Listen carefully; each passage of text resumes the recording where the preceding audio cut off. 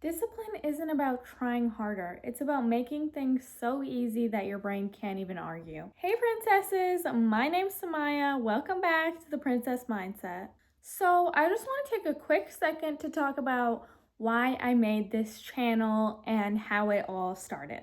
So it first started when I had this idea to make videos about helping people with ADHD because I looked at so many videos, I felt so stuck and there was no videos to help me.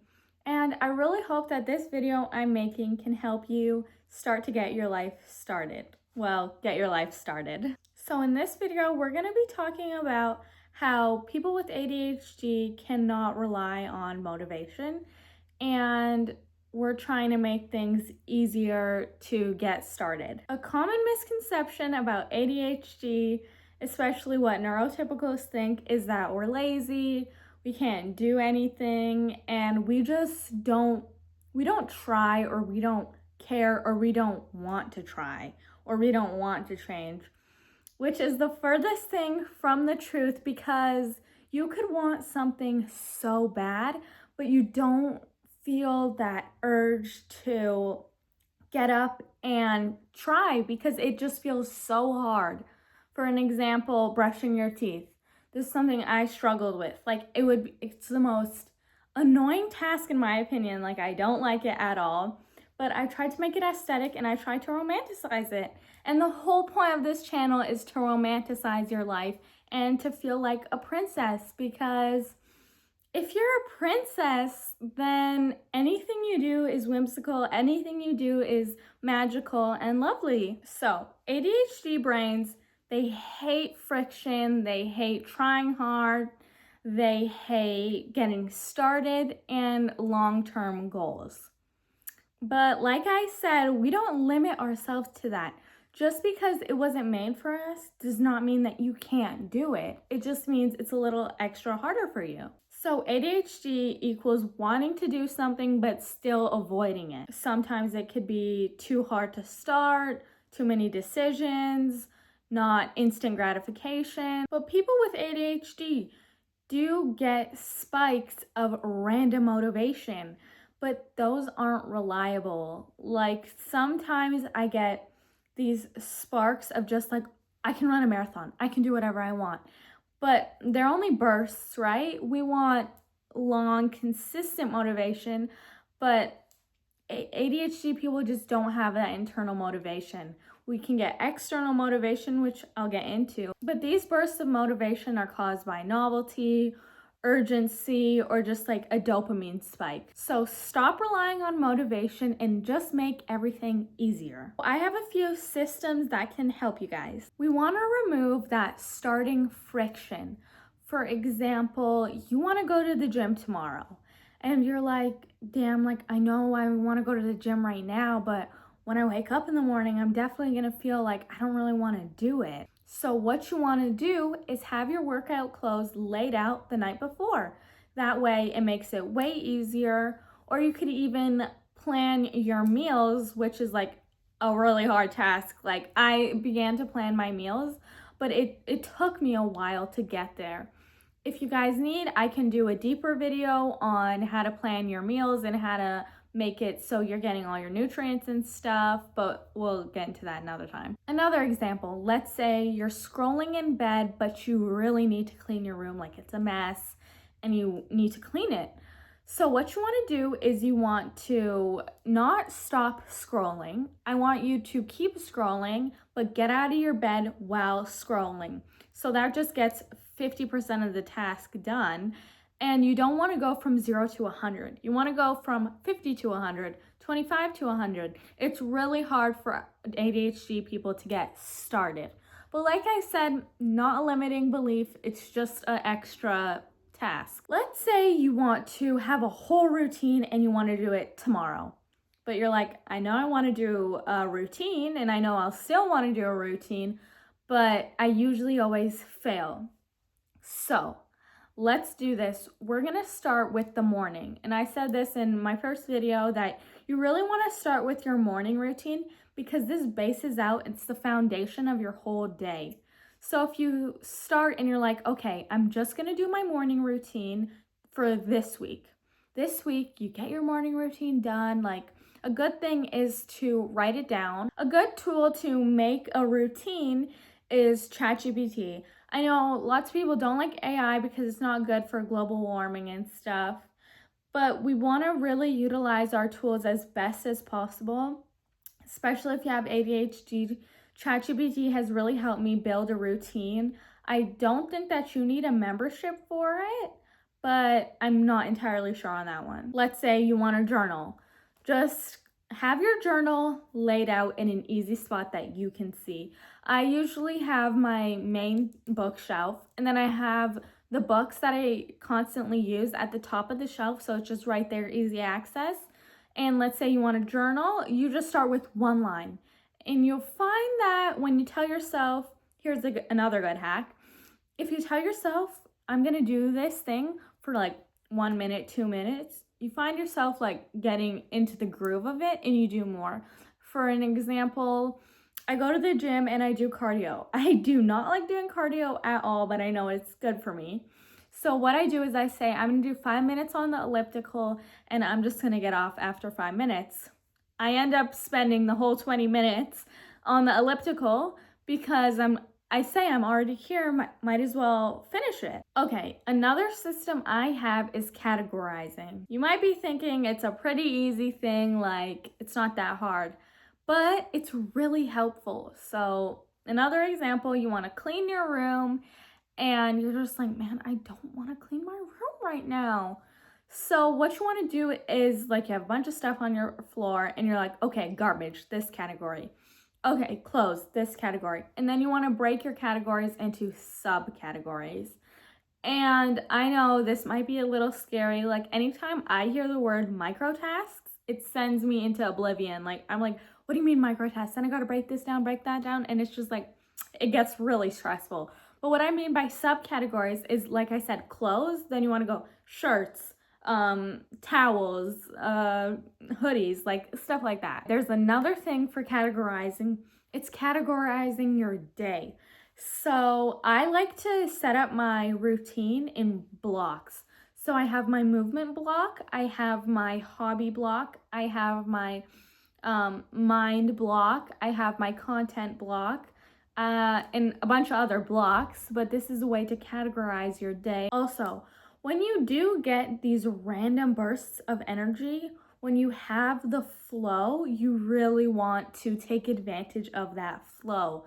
So let's say you wake up and you're like, I can do lots of stuff today. You want to add as much stuff into that flow as you can so you can get lots of stuff done. Like sometimes I'll just be like, I'm really feeling like I can cook dinner now. So then I get all the stuff for dinner and I just do it right away so that I don't wait for another flow, you know? Okay, another system is don't put it down, put it away. And this is another thing for cleaning your or keeping your space clean. Like usually what I used to do was I take off my clothes and I put them on the floor. And I'm just like, whatever, I'll do it later. But will I actually do it later? Probably not. So now I take off my clothes and I put it away. And this is something you just want to keep repeating to yourself. Don't put it down, put it away. Don't put it down, put it away. Like when you're cooking food, you want to clean up as fast as possible once you're done using that item. Or like you're doing your makeup, you just want to put it away as fast as possible. And yeah, so here are 3 things that you can use as external motivation. But like I said, this external motivation, it won't really last for long, but it's a good thing to get yourself started. But the main point of this video is to make things easier for yourself to get them done. So the first external motivator is emotional activation. So what this means is like it's watch me energy kind of. It's like you said I couldn't get it done, but now I can. So basically, you kind of want to imagine a scenario in your head of people going, oh, you can't do this. You think you can get that done? You can't get it done. And like have in your head, all these people are saying you can't do it. Like, don't you want to prove them wrong? So it's kind of like a prove me wrong sort of motivator. I find that when I think all these people are waiting for me to fail, I kind of feel that pressure of I just have to get it done. I need to prove them wrong. And it's just fake. Like maybe you do have real haters, your mom, your dad, your sister, your friends, your boyfriend, your girlfriend, people telling you you can't get something done. That's even better because you have that really there in front of you to be like, they think I can't get this done. Like, I can get it done, you know? So, strong feelings equal action. Second external motivator, immediate reward. So, let's say you have to study. And after you're done studying, you're allowed a matcha or you're allowed to do something that you really like. You get to watch TV, you get to scroll on TikTok. You usually want a reward after everything you do. For example, my reward for after going to the gym is getting a matcha. I love matcha, it's one of my favorites. And I feel like rewarded. I feel like I can drink it with happiness and like pride. I can drink it with pride because I'm like, I got this done and I deserved it. That way you have something to look forward to right after and you're getting that immediate gratification. Many times when people with ADHD have long-term goals, they forget that they actually want that end goal. So a good thing is to just have your goals like visually there. Like you can make a little collage or a mind movie about what you want so you can really look at it. And sometimes your brain might trick you into thinking like, do I actually want my dream body? Do I actually want to go to the gym?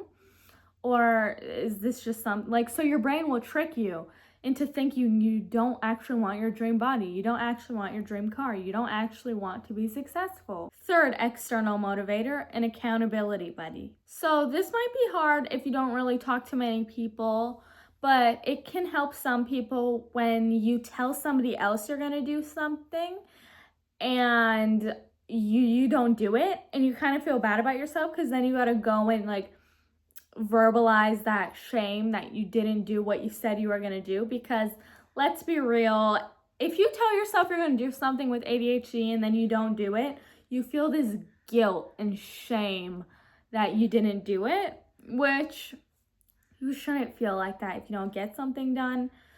But you just want to tell yourself, I didn't do it this time, but I can do it next time, and that's okay. Now we're going to talk about identity. You want to shift your mindset. Let's say you always tell yourself, I'm the girl with ADHD who can't get anything done, and my ADHD limits me. Number one, we don't talk like that. Number two, we're going to shift that into I'm the girl with ADHD who can get anything done. I'm the girl who does anything she puts her mind to. And you don't even need to say I'm the girl with ADHD. You can just let's say you have a limiting belief on yourself that you don't get things done and you suck at discipline and staying consistent.